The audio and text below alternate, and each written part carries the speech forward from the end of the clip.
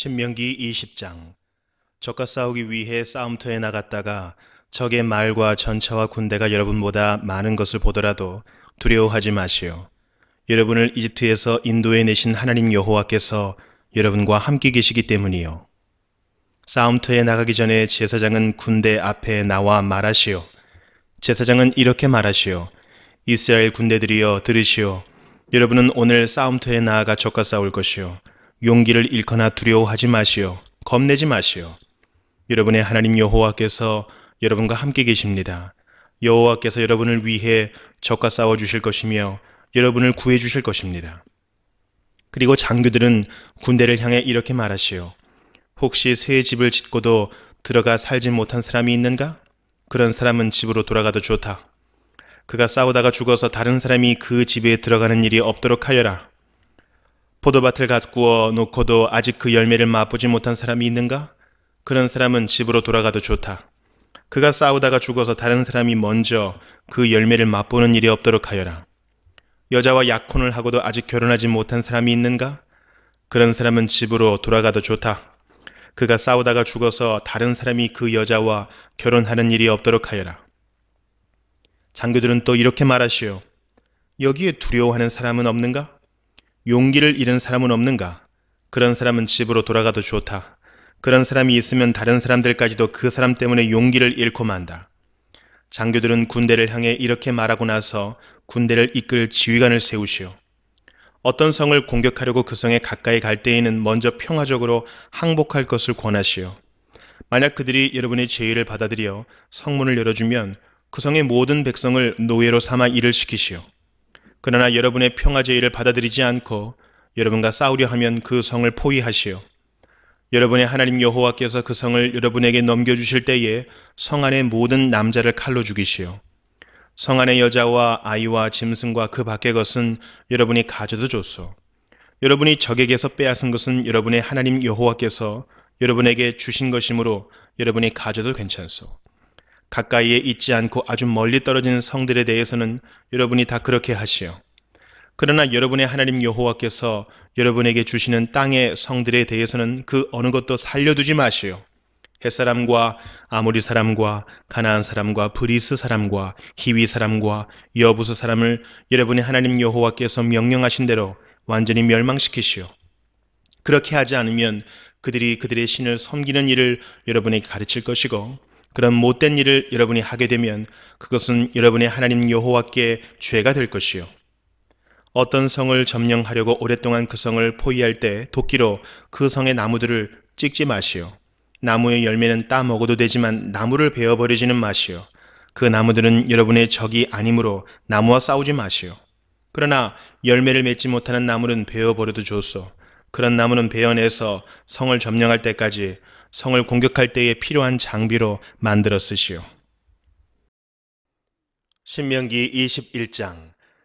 여러분의 하나님 여호와께서 여러분에게 주신 땅에 어떤 사람이 죽은 채 들판에 쓰러져 있는 것이 발견되었는데 누가 그 사람을 죽였는지 아무도 모르면 여러분의 장로들과 재판관들이 그가 쓰러져 있는 곳으로 가서 그 시체가 주변에 가까운 성들로부터 얼마나 떨어져 있는가를 재어보시오. 그리고 그 시체에서 가장 가까운 성의 장로들이 책임을 지시오.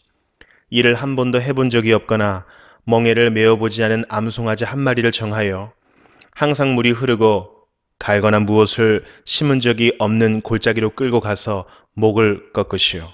그런 다음에 레위의 자손인 제사장들이 그리로 가시오.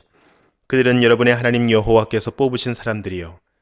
그들은 여호와를 섬겨야 하고 여호와의 이름으로 복을 빌어 주어야 하며 온갖 다툼과 싸움에 대해 판결을 내려 주어야 하오. 그리고 죽임을 당한 사람에게서 가장 가까운 성의 장로들이 손을 씻되 골짜기에서 목을 꺾은 암송아지 위에서 손을 씻으시오. 그리고 이렇게 선언하시오. 우리는 이 사람을 죽이지 않았습니다. 그리고 이 사람이 죽는 장면도 보지 못했습니다. 여호와여, 여호와께서 구하신 여호와의 백성 이스라엘의 죄를 씻어 주십시오. 이 죄 없는 사람의 죽음에 대해서 여호와의 백성인 이스라엘에게 죄를 묻지 마십시오. 이렇게 하면 그 피 흘린 죄를 벗을 수 있어. 그래야 여러분은 죄 없는 사람을 죽인 죄를 씻을 수 있어. 여호와 보시기에 옳은 일을 하시오. 여러분이 적과 싸우러 나갔는데 여러분의 하나님 여호와께서 적을 무찌르게 해 주셔서 그들을 사로잡게 되었을 때 그들 가운데 마음에 드는 아름다운 여자가 있으면 그 여자와 결혼해도 좋소.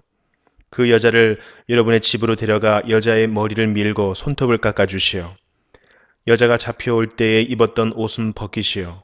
그 여자는 여러분의 집에 살면서 한 달 동안 자기 부모를 위해 울어야 하오. 그런 다음에야 그 여자와 결혼할 수 있어. 그렇게 하여 여러분은 그의 남편이 되고 그는 아내가 되는 것이요. 그러나 만약 그 여자가 마음에 들지 않으면 어디든지 그 여자가 원하는 곳으로 보내주시오.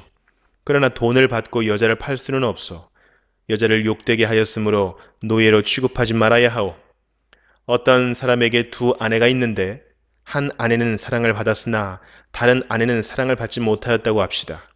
그러다가 두 아내 모두 아들을 낳았는데 사랑을 받지 못하던 아내의 아들이 맏아들이라면 남편이 자기 재산을 아들에게 물려주는 날에 맏아들, 곧 그가 사랑하지 않는 아내의 아들이 받아야 할 몫을 자기가 사랑하는 아내의 아들에게 주면 안 돼요.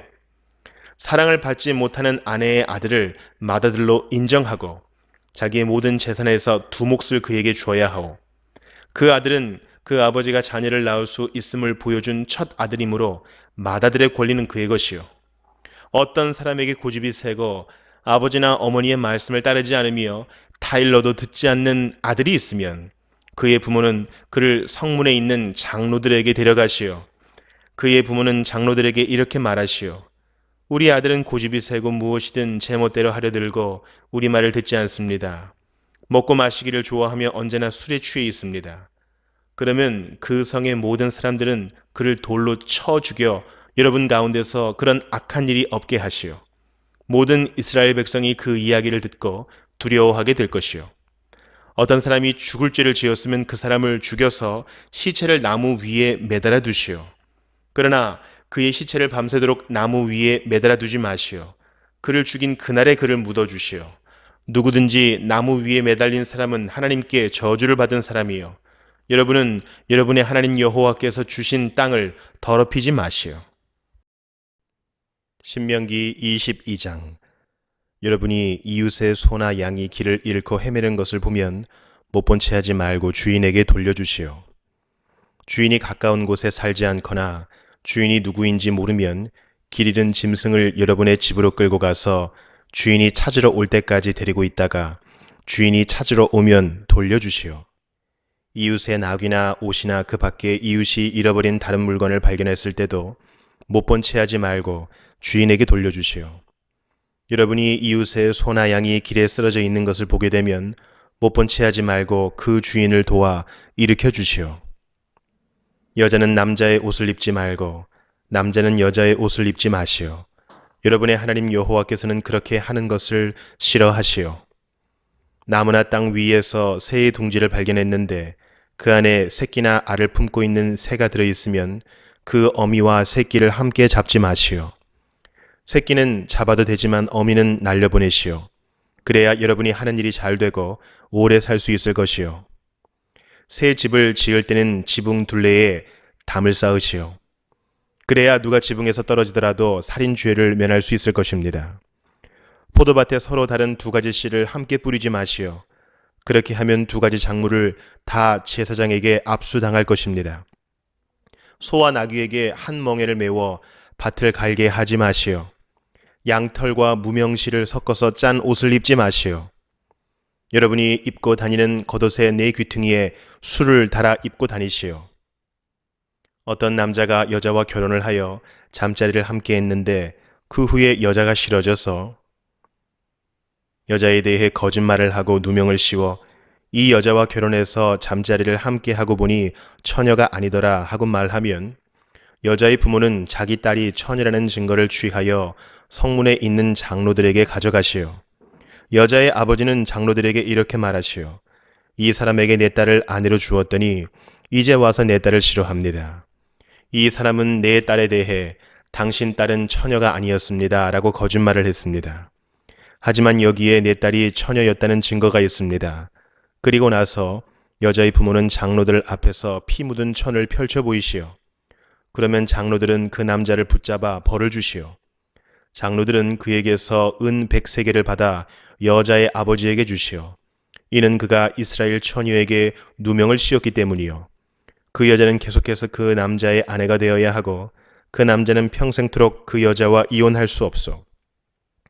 그러나 남편이 말한 것이 사실이어서 그 여자가 처녀였다는 증거가 발견되지 않으면 그 여자를 그의 아버지 집 입구로 끌고 가시어 그리고 그 마을 사람들에게 그 여자를 돌로 쳐 죽이게 하시어 이는 그 여자가 자기 아버지 집에 살면서 결혼을 하기도 전에 성관계를 맺음으로 이스라엘 가운데에 부끄러운 일을 했기 때문이요.